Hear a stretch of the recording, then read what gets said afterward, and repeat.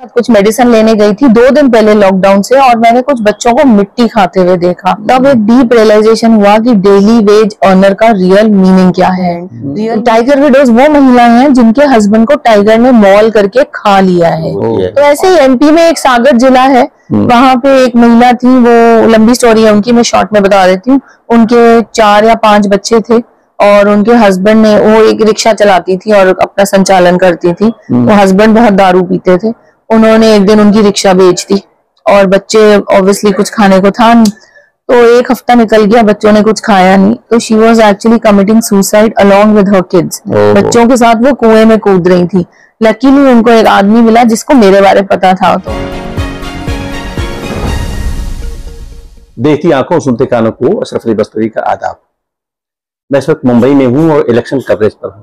जब आप घर से बाहर निकलते हैं, किसी असाइनमेंट पर निकलते हैं, तब आपको जो मेन असाइनमेंट है उसे तो करना ही होता है। और साथ ही बहुत सारे ऐसे असाइनमेंट, बहुत सारी ऐसी स्टोरीज आपको मिलती हैं जो मोटिवेशनल पॉइंट ऑफ व्यू से बहुत अहम होती हैं आपके लिए, व्यूअर्स के लिए। तो इसी तरह की एक स्टोरी मुझे कल मिली।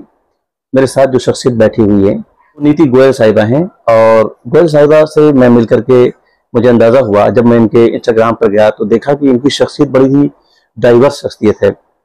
सोशल एक्टिविस्ट भी हैं, एंटरप्रेन्योर भी हैं और बिजनेस वुमेन हैं, फिलांथ्रोपिस्ट है, तमाम तरह की इनकी एक्टिविटीज है, लगातार है, कंटिन्यू है। तो मुझे ख्याल आया कि क्यों ना हम इनसे बात करें और एक ऐसी खातून जो कामयाब खातून है, जो हिंदुस्तान की उन तमाम हजारों बच्चियों के लिए, खवातीन के लिए जो आगे बढ़ना चाहती हैं, उनके लिए एक रोल मॉडल हो सकती हैं। बहुत बहुत शुक्रिया आपका, आपने मुझे वक्त दिया। बहुत ही शॉर्ट नोटिस में हम मिल पाए। जब कल हमारी मुलाकात हुई तभी मुझे अंदाजा हो गया था कि आपका जो अप्रोच है अपने बिजनेस को लेकर के, और आप यहाँ हम बैठे हुए थे तो देख रहा था एक एक चीज को आपने बड़े ही दिल से सजाया और संवारा है। Thank you. और बहुत ही अच्छे इनोवेशन के साथ काम बहुत लोग करते हैं मैडम, लेकिन इनोवेटिव आइडियाज, मेरा अपना आइडिया हो और वही अपना आइडिया आपका मार्केट में आपको अलग बनाता है। कहाँ आप पली बढ़ी, कैसे बम्बई आना हुआ और बम्बई में आकर अपना स्पेस आपने बनाया? तो मैं एक्चुअली चंडीगढ़ से हूँ, पंजाब में चंडीगढ़ करके यूनियन टेरिटरी है, वहां से हूँ। वहीं पली बड़ी, वहीं स्कूल गई, वहीं से मैंने ऑनर्स किया अकाउंटिंग में। मेरे डैड वहाँ के मिस्टर एस के गुप्ता बहुत माने हुए इंडस्ट्रियलिस्ट थे। In fact he was the top 100 in India, और industrial association, Punjab industrial association के प्रेसिडेंट थे। So we always lived in a industrial, in a business family where risk taking is always a priority. No risk, no gain जैसे कहा जाता है। तो I have always grown up in that kind of an atmosphere. फिर मेरी शादी हो गई यहाँ पे, बॉम्बे में शादी हो गई, और मैंने अपने हस्बैंड का बिजनेस ज्वाइन किया। But after I join the business मुझे ऐसा लगा कि मेरे लिए शायद वहाँ कोई जगह नहीं है। क्योंकि काम तो चल ही रहा था उनका मेरे आने से पहले भी, और मेरे आने के बाद भी मैंने कुछ वैल्यू एडिशन नहीं किया। सो आई रियलाइज कि आई शुड डू समथिंग जहाँ कुछ वैल्यू एडिशन हो, जहाँ मेरे को भी कुछ लगे कि मेरी अपनी एक आइडेंटिटी है जो कि एक अंदर ही अंदर घुट रही थी।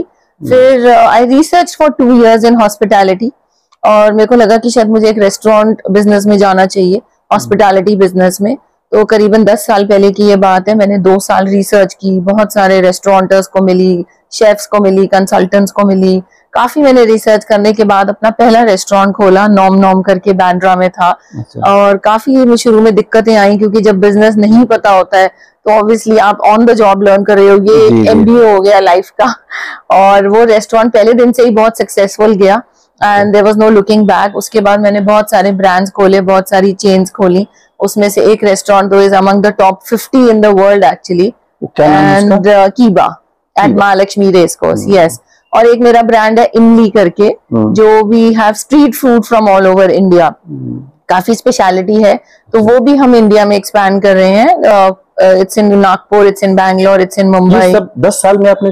यस, 10 साल में। फिर मेरे कुछ विला स्टेकेशंस है अलीबाग में, करजत में, एक अपकमिंग रिजॉर्ट है करजत में। So there are many projects in the pipeline as well. मैं जब आपको देख रहा था, पढ़ रहा था कुछ, तो आपके इंस्टाग्राम पर पहुंचा, और वहां की जो आप वहां जाकर जो मुझे आपकी शख्सियत नजर आई, तो उसमें बहुत डाइवर्स नजर आया कि आप एक बिजनेस वुमेन है, एक लीडर की हैसियत से, सोशल एक्टिविस्ट की हैसियत से, फिलांथ्रोपिस्ट की हैसियत से, कई शक्लों में है। तो ये जो आपका जो ये सक्सेस है, ये कैसे इन तमाम चीजों में आप स्विच ओवर करती हैं और कैसे एक मैनेजमेंट करके अपना बिजनेस बड़ा कर रही हैं, आगे बढ़ाई जा रही हैं और इन तमाम चीजों में भी इन्वॉल्व है लगातार, कैसे? देखिए बिजनेस तो चल ही रहा है, पर जब अपने यहाँ पैंडेमिक आया था तब मैं अपनी डॉटर के साथ कुछ मेडिसिन लेने गई थी 2 दिन पहले लॉकडाउन से, और मैंने कुछ बच्चों को मिट्टी खाते हुए देखा और तब मुझे लगा कि यार ये शायद खेल रहे हैं मिट्टी से, ऐसे लगा ही नहीं कि मिट्टी खा रहे हैं। फिर हम बास में गए, हमने उनसे बात की तो वो बोले कि हमने 2 दिन से खाना नहीं खाया है। उनके फादर डेली वेज अर्नर थे। तब एक डीप रियलाइजेशन हुआ कि डेली वेज अर्नर का रियल मीनिंग क्या है। रियल मीनिंग यही है कि उनके पास उसी दिन का खाना है, नेक्स्ट डे का भी खाना नहीं है, और काम बंद तो खाना बंद। तो हमने इमीडिएटली उनको खाना दिया और मैंने अपनी डॉटर को बोला कि हम लोग 1000 मील्स अपने रेस्टोरेंट्स में बनाते हैं किचन में, वैसे भी खाली हो गए थे, लोग आना बंद हो गए थे, स्टाफ तो था ही, और ऐसे हम जाते हैं बाहर देखते हैं कितने लोग हैं। हम अगले दिन हम 1000 मील लेके निकले और मुझे लगता है कि शायद 12 या 15,000 लोग इकट्ठे हो गए। So we realise the gravity of the situation and this is even before the lockdown was announced, क्योंकि सब बिजनेस स्लो डाउन हो गए थे, सब कुछ बंद हो गया था। फिर मुझे रियलाइज हुआ कि ये टाइम है कुछ करने का, कुछ लोग समाज सेवा करने का, लोगों की हेल्प करने का, क्योंकि भूख एक ऐसी चीज है जो इंसान नहीं झेल सकता। फिर हमने अपने सारे रेस्टोरेंट की कैपेसिटीज, एम्प्टी किचन्स को यूज किया। मैंने एक इमीडिएटली इनिशिएटिव फाइंड किया जिसका नाम था खाना चाहिए। उसमें हमने मील्स बना के, हमने जो होमलेस थे, नीडी थे, डेली वेज अर्नर्स थे, उनको मील्स देना शुरू किया। फिर करते करते we have till now done 80 lakh free meals, 60,000 ration kits. We have adopted 32 orphanages, 800 sex workers, and we've rebuilt 1000 homes in Raigad. This is all in the pandemic. ये मार्च में आया था लॉकडाउन और मई में फिर मैंने और सोनू सूद ने घर भेजो कैंपेन किया, जिसमें हमने तो वो एक्चुअली सब हम दोनों ने साथ में किया था। हमारा एक फैमिली ट्रस्ट है, LB ट्रस्ट करके, मेरे हस्बैंड का, उसमें से हमने किया था। एंड उसमें हमने 1.5 लाख माइग्रेंट वर्कर्स को घर भेजा, which was I think the talk of everyone was talking about that. But that was a joint initiative of me and Sonu Sood. फिर उसके बाद मुझे लगा कि अब कुछ अच्छा कर रहे हैं तो उसको करते रहना चाहिए। भगवान ने अगर आपको माध्यम बनाया है तो आप जरूर दूसरों की मदद करिए। फिर मैं कुछ ना कुछ करती रही। फिर मैंने काफी काम किया यूपी में हमने क्या काम किया? यूपी में हमने बहुत राशन दिया, जो सारे नाविक थे, सारे जो पंडित थे या पॉटर कम्युनिटी थी, क्योंकि वो सब बंद हो गए थे, मंदिर बंद थे, नाव बंद थी, और वाराणसी में ज्यादातर वही लोग हैं तो उनके तो घर नहीं चल रहे थे। तो फिर हमने उन्हें राशन दिया, उनको काफी 1 साल तक सपोर्ट किया। फिर राजस्थान से ये एक है अपनी Basra Khan academy, they reached out, कोई बाड़मेर डिस्ट्रिक्ट है पाकिस्तान के बॉर्डर पे, दे रीच्ड आउट कि वहां पे 500 म्यूजिशियंस हैं। Obviously there were no weddings, no functions, तो उनको कुछ काम नहीं है, तो दे डोंट हैव राशन, तो उधर दिया। मतलब then it started spreading all India. जहां से आपको नजर आया, कहीं से कोई इन्फॉर्मेशन मिली, और आप उस तरफ आगे बढ़ी अपने साथियों को लेकर। Yes and luckily we were able to gather almost 700 volunteers pan India, और ये सब सोशल मीडिया और इंस्टाग्राम और ट्विटर के माध्यम से जुड़े, क्योंकि उस टाइम तो लॉकडाउन था। तो I must thank social media for this, क्योंकि इतने लोग जुड़े। और अभी भी आप अगर मेरा इनबॉक्स देखोगे तो 1000 के ऊपर अनरेड मैसेजेस और रिक्वेस्ट हैं कि हमें भी वॉलंटियर करना है आपकी ऑर्गेनाइजेशन में। अभी ये जो आपका काम था, जो आपने लॉकडाउन में जो शुरू किया, उसके बाद एक बहुत बड़ा काम बन गया, तो इस काम को भी मैनेज करना है और अपनी कारोबार और तमाम जो आपकी मसरूफियात हैं, तो इसमें कैसे एक मुझे लगता है शायद मुझे पैंडेमिक में ये रियलाइज हुआ कि शायद भगवान ने मुझे रेस्टोरेंटर इसीलिए बनाया, because it is not about feeding people in good times but it also about feeding people in bad times. और क्योंकि मैं रेस्टोरेंटर थी, मेरे पास किचन था, मेरे पास एम्प्टी कैपेसिटी थी, मेरे पास शेफ्स थे, और मेरे पास वो सारी सुविधा थी जहाँ पे एक लॉकडाउन में I could arrange ingredients, packing material, transportation in a lockdown. आप देखिए दुकानें बंद थी कैसे, और मुझे कॉस्ट भी कम करनी है, तो we reached out directly to farmers in Nashik and Poona. उधर से हमने ट्रक भर भर के सब्जियां मंगवाई टू रिड्यूस द कॉस्ट, क्योंकि हर मील जितने आप पैसे बचाओगे उतने आप और उतने ज्यादा लोगों को आप मदद कर सकते हो। So I think I was getting prepared for a bigger cause which was this. So I definitely continue. अब I'm working for women empowerment. मेरे को ऐसा लगता है कि महिला ऑलरेडी empowered होती हैं, महिला तो शक्ति हैं, पर उनको सिर्फ अपॉर्चुनिटीज की जरूरत होती है, जो हम सबको ट्राई करना चाहिए कि हम उन्हें प्रोवाइड। क्या महिलाओं के लिए कर रही हैं आप? तो मैंने यूपी, बिहार और एमपी में बहुत काम किया है उनको इंडिपेंडेंट एंटरप्रेन्योर्स बनाने के लिए। अच्छा। तो हम जैसे उनको ठेला देते हैं and we also give them a small capital of 5,000-6,000 rupees which they are suppose to return to us, क्योंकि अगर मैं बोलूंगी रिटर्न नहीं करना तो दे विल नॉट वर्क। बिल्कुल। तो उससे वो सेटअप करते हैं अपना पानी पूरी का स्टॉल, अंडा बनाने का स्टॉल। हर महिला के पास कोई ना कोई ऐसी एक क्वालिटी होती ही है, रेसिपी होती है। फिर हमने एक स्विंग सेंटर ऐसे कई सारे सेटअप करके दिए हैं जहां हमने 60 मशीन्स 80 मशीन्स लगाई हैं और हम उन्हें जॉब वर्क देते हैं। So that's a totally non profitable. उनको पर bag, blouse, in fact India is the largest exporter of cloth bags, so we get them orders for cloth bags. उनको पर बैग उनको पैसे मिलते हैं, उनका घर चल रहा है। जहां उनकी घर में बिल्कुल रिस्पेक्ट नहीं थी, क्योंकि अभी घर की लेडी है, आपको पता है जैसे गांव में कैसे होता है कि आप चूल्हा ही चक्की संभालो, पर आज जब वो 4 पैसे कमाने लग गई हैं तो उनके सास ससुर उनकी पूजा कर रहे हैं, तो उनकी पूरा घर ही चेंज हो गया है। बच्चे स्कूल जा रहे हैं, हस्बैंड में बदलाव आ गया है, उन्होंने अल्कोहल पीना छोड़ दिया है। औरत एक शक्ति आने से वो बहुत स्ट्रांग हो गई है, वो अपने पूरे घर को अपने हिसाब से उनका संचालन करके उनको चला रही हैं। तो दिस इज समथिंग, महिलाओं को अगर उनको फाइनेंशियली एम्पावर किया जाए तो ये जो छोटी छोटी दुश्वारियां में घिरी रहती हैं और उनको जो वेटेज नहीं मिलता, मेरा ख्याल है कि वो रिमूव हो जाएगा। घर का काम भी और बाहर का काम भी, वो सब कुछ करने को तैयार है अपने परिवार के लिए, अपने बच्चों के लिए, अपनी फैमिली के अपब्रिंगिंग के लिए, सब कुछ 18 घंटे भी वो काम करने को रेडी है। जैसे एमपी में एक सागर जिला है, वहां पे एक महिला थी, वो लंबी स्टोरी है उनकी, मैं शॉर्ट में बता देती हूँ। उनके 4 या 5 बच्चे थे और उनके हस्बैंड ने, वो एक रिक्शा चलाती थी और अपना संचालन करती थी। वो हस्बैंड बहुत दारू पीते थे, उन्होंने एक दिन उनकी रिक्शा बेच दी और बच्चे ऑब्वियसली कुछ खाने को था नहीं, तो 1 हफ्ता निकल गया, बच्चों ने कुछ खाया नहीं, तो she was actually committing suicide along with her kids. बच्चों के साथ वो कुएं में कूद रही थी। लकीली उनको एक आदमी मिला जिसको मेरे बारे पता था, तो उन्होंने कहा आप ठहरिए, आप प्लीज रुको। आपको पता है कैसी ऐसी सिचुएशन में उन्होंने पुलिस बुला के उनको रोका, नहीं तो ऐसी सिचुएशन में कोई सुनता नहीं है किसी की। और immediately that person reached out to me, तो it was a genuine case, it was a genuine case of an alcoholic husband. पहले तो हमने लेडी के लिए एक अलग जगह की रहने के लिए, ताकि वो मारे ना हस्बैंड, दारू के लिए वो उनको मार रहा है कि पैसे दीजिए। फिर हमने बहुत दिमाग लगाया कि अब क्या करें। वो लेडी बोली मैडम आप रिक्शा ही दे दो। अब एक लेडी गर्मी में आप सोचो कितना वो रिक्शा चलाएगी। तब मैंने आइडिया निकाला कि हम इसको ई रिक्शा देते हैं। ई रिक्शा से उसको मतलब इतनी एनर्जी भी नहीं लगेगी and she can earn more. अब वो ई रिक्शा इतनी ज्यादा उसने पैसे कमा लिए कि 5 बच्चे अभी स्कूल जाते हैं and I have now given her the e rickshaw for 4 hours only. और वो बाकी के 4 घंटे ऐसे करके हमने 6 औरतों को उसको डिवाइड कर दिया है, so that everyone makes living out of it and everyone makes money.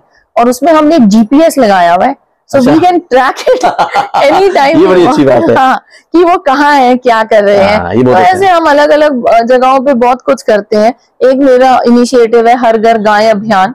तो जो भी फैमिलीज, ट्राइबल फैमिलीज के लिए है ये, जो भी ट्राइबल फैमिलीज विलेजेस में पॉवर्टी लाइन के नीचे हैं, तो हम सरपंच को मिलते हैं, हम पहले उनसे पूछते हैं कि कौन सी ये फैमिलीज हैं, फिर हम उनको वेरीफाई करते हैं। एक चेकलिस्ट है हमारी 10 पॉइंट्स की, जो वो चेकलिस्ट को मीट करते हैं फैमिलीज, फिर हम उन फैमिली को एक काउ डोनेट करते हैं और उस काउ का वो मिल्क बेचते हैं। आजकल तो गोबर के उपले आप देखेंगे अमेज़न पे आ रहे हैं, 100 रुपए का एक उपला है, कॉस्ट उसकी 1 रुपया है। So they sell that. उसका गाय का यूरिन बिकता है for medicinal use. So we give them that cow and it completely transforms their life. और काउ के साथ हम उन्हें 15 दिन का चारा, गाय की दवाई, खूंटा, बाल्टी सब देते हैं, बिकॉज कल को उनके पास पैसे नहीं है वो सब लेने के लिए, वो गाय को मार देंगे। पैकेज रहता है। हाँ, पूरा पैकेज रहता है विद अ रिटर्न पॉलिसी कि जब गाय दूध देना बंद करेगी तो आप हमें गाय वापस करिए। फिर हमारा गवर्नमेंट ऑफ इंडिया का GCCI करके एक डिपार्टमेंट है जो अनाथ गायों का वो गौशाला है, फिर हम गाय को वहां डिपॉजिट कर देते हैं। बस सिस्टमेटिक, या because if you don't have an and result तो वो मार सकते हैं ना, उनको स्लॉटर हो सकती है गाय, या वो अबैंडन कर दें, कोई पकड़ के स्लॉटर कर दे। So we don't want that. Very nice. So we don't give them ownership of the cow. We say we are lending you the cow and we will take it back. ये जो experience आप बता रही हैं, ये तो मुस्तकिल एक MBA है सोशल साइंस में, एक तरह से आपने MBA कर लिया एक तरह से। नहीं, और एक मेरा प्रोजेक्ट है जो मेरे दिल के बड़े करीब है, वो सुंदरबंस में है, टाइगर विडोज का। तो वहाँ पे सुंदरबन में 45 आइलैंड्स हैं जहाँ पे 3000 टाइगर विडोज हैं in the Indian continent. Tiger widows वो महिलाएं हैं जिनके हस्बैंड को टाइगर ने मॉल करके खा लिया है, और वहां पे कोई भी और कोई सोर्स ऑफ इनकम नहीं है, क्योंकि वो सारा सेलाइन वाटर है, तो एग्रीकल्चर नहीं है, वहां कोई इंडस्ट्री नहीं है। तो ये जो आदमी है ये जंगलों में जाते हैं हनी ट्रैपिंग के लिए।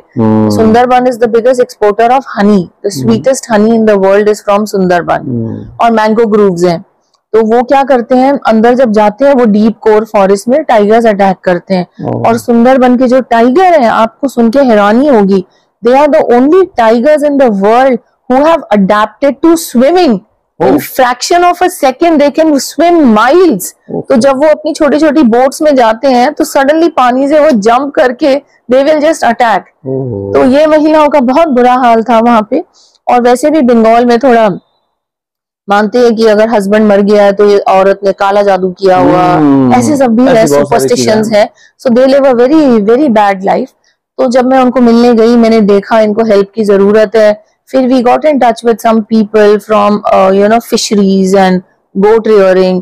तो हमने कहा हम इनको पहले सिखाते हैं कि कैसे करनी है फिश रियरिंग, क्योंकि वो आइलैंड छोड़ के जाने को तैयार नहीं है, आइलैंड पे तो कोई जॉब अपॉर्चुनिटी है नहीं। ठीक है। तो अब इनको हम कैसे मतलब सशक्त बनाए। आप बताइए, आज इनको मैं एक खाना दे दूं 2 दिन का, 1 महीने का, प्रॉब्लम उसके बाद क्या? ये जो प्रॉब्लम्स अलग अलग हैं आप जिक्र कर रही हैं, इनका आइडेंटिफिकेशन का आप क्या फर्क? नहीं, तो मैं आपको ये बताती हूँ पहले। फिर हमने उनको बोला कि पहले आप लोग, क्योंकि उससे पता चलता है कि किसकी इंटेंशन है काम करने की। अपने आप अपने घर के आगे एक पॉन्ड बनाइए जहां हम आपको फिश देंगे और फिर फिश रियरिंग सिखाएंगे। और आप बंगाल में तो फिश बिकती है, आप फिश रियरिंग करिए और आप फिश बेच के पैसा कमाइए। वैसे ही हम आपको गोट रियरिंग कराएंगे, हेन नहीं, क्योंकि अगर हेन रखो तो वो मुर्गा जब कुकड़ू करता है तो टाइगर आके अटैक करता है। सो दे सेड हेन रियरिंग नहीं होगा यहाँ पे। So we did that in 1 round. Second round में जब मैं गई हूँ, सब औरतों ने अपने पॉन्ड नहीं पूरे लेक बना लिए थे। मतलब आप देख रहे इतने बड़े बड़े। मैंने कहा ये कैसे हुआ? तो मतलब 3-3, 4-4 महिलाओं ने मिल के खुद खोदे हैं वो लेक जैसे। फिर हमने उनको फिश डोनेट की, पहले 5-5 kilo fish, and we taught them how to multiply. Now they are selling that fish and making a living. So this is how we are trying to make people independent। आपका ये बड़ा formula बहुत गजब का formula है कि कहते हैं कि किसी को आप जो है मछली मत खिलाओ, मछली पकड़ना सिखाओ। yes, ये जो आपने सारे आपकी जो जितने भी प्रोजेक्ट हैं उसमें ये है कि वो ऐसा एम्पावर किया जाए कि कंटिन्यू लाइफ उनकी चलती रहे, वो हमें ना मुड़ के देखें, बार बार आपकी तरफ ना उनको निगाह उठाना पड़े। यस, तो ये तो बड़ी अहम बात आपने trying to do our best. अब मैंने एक नया इनिशिएटिव लॉन्च किया है which is called what now, which is against cyber crime. आजकल आप देखिए कितना बढ़ रहा है, चाहे फाइनेंशियल फ्रॉड हो, चाहे वो यंगस्टर्स हो या वो बड़े लोग हो, या वो बैंक से पैसे निकाले, OTP से ले लिया, आधार कार्ड ले लिया। उसके लिए हमने कॉल सेंटर सेटअप किया है पैन इंडिया, और उसमें हमारे पास काउंसलर्स हैं, सुसाइड प्रिवेंशन एक्सपर्ट्स हैं, और अपने पास डॉक्टर्स हैं, लॉयर्स हैं, और साइकियाट्रिस्ट हैं इनफैक्ट। और ये जो यूथ है स्पेशली, जब इनकी फोटोज लीक हो जाती हैं या AI में लीक हो जाती हैं, तो ये तो दे commit suicide, they don't have any choice, because वो अपने घर में बात नहीं कर सकते हैं, अपने फ्रेंड से बात नहीं कर सकते हैं। तो हमारे कॉल सेंटर में वो फोन करते हैं, क्योंकि उनको बताने की जरूरत नहीं है कि उनकी आइडेंटिटी क्या है। दे कैन टेल, अगर उसका नाम राम है तो दे कैन से मेरा नाम श्याम है, and we don't know and we don't want to know also. और उसके बाद हम उन्हें काउंसिल करते हैं, then we help them file the complaint, we help them take the content down.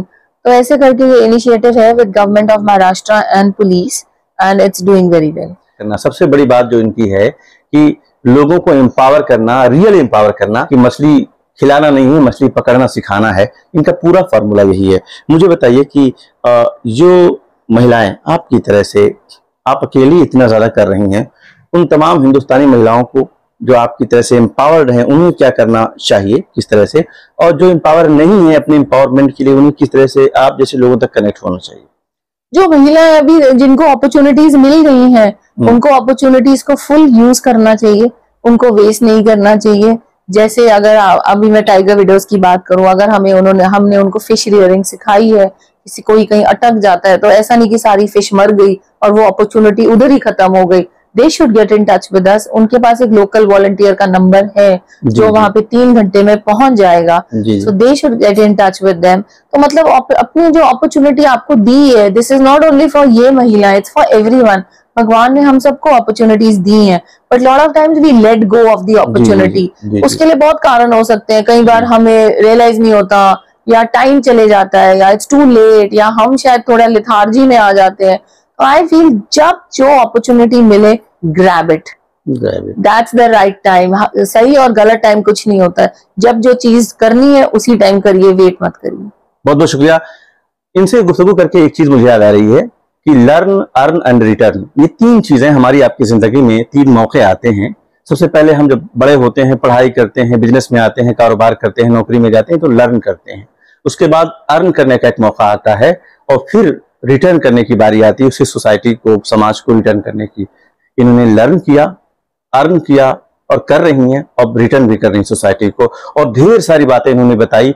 और बड़ी खास बात इनसे गुफ्तगू की ये रही है कि इन्होंने लोगों को एम्पावर किया है, रियली एम्पावर किया है। खास तौर से ऐसा नहीं है कि इन्होंने कुछ जाके डोनेशन दिया, कंबल बांट दिया, चीजें दे दी, एक बार देख के चले आए, ऐसा नहीं हुआ। रियल एम्पावरमेंट करें। और इस वक्त अगर किसी को हिंदुस्तान को आगे बढ़ाना है, जो लोग भी समाज में समाजी खिदमत का काम कर रहे हैं, उन्हें चाहिए कि इनसे सीखें, इनके आइडिया से सीखें। बल्कि इनका जो एनजीओ का जो वेबसाइट होगा, मैं उसको डालूंगा इसके ऊपर, अगर इनकी परमिशन से, तो चाहूंगा कि वो आप जाएं, इनसे कनेक्ट हों, लर्न करें। वो लोग काम जो कर रहे हैं वो उनसे लर्न करें, कैसे ये इस तरह से काम कर रही हैं कि लोगों को दे रही हैं, लोग खड़े हो रहे हैं और लगातार आगे बढ़ते चले जा रहे हैं। बहुत बहुत शुक्रिया। Thank you so much. Thank you for your time and thank you for the interview. Thank you.